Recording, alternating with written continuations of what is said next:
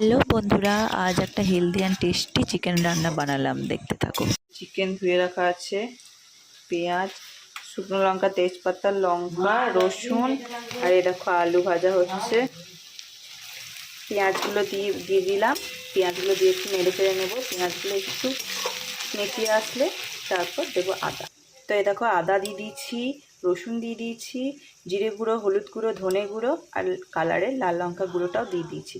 তো এবার ঝটপট নেড়ে নিই এটা।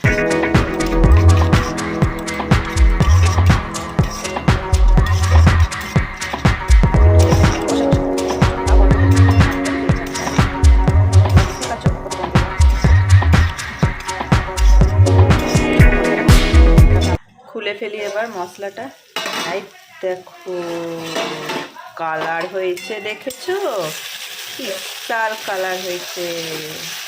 মাংস মশলাটা হয়ে গেছে, প্রায় আদার গন্ধ চলে গেছে। এবার মাংসটা দিয়ে ফেলি। এই দেখো চিকেনটা দিয়ে দিয়েছি। চিকেন দেওয়া হয়ে গেছে, একটু নেড়ে ছেড়ে আবার চিকেন থেকে একটু জল বেরো, তারপর আসছি। চলো, মাংস থেকে কতটা জল বেরিয়েছে দেখো। এই দেখো কতটা জল মাংস থেকে বেরিয়েছে। তো এবার মাংসটা সেদ্ধ হয়ে গেছে, এবার জলটা মারতে হবে। চলো জলটা ঝটাঝট মেরে নিয়ে আবার আসছি। এই দেখো মাংস কষা হয়ে গেছে, তেল বেরিয়ে গেছে মাংস থেকে।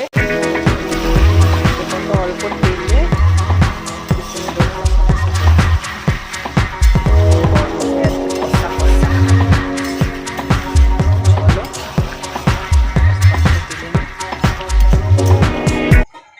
দেখো জল দিয়ে দেওয়া হয়ে গেছে।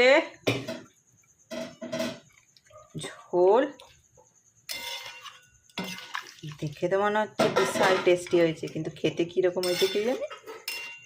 তো চলো, আজকের আমার এটাই রান্না আর রুটি।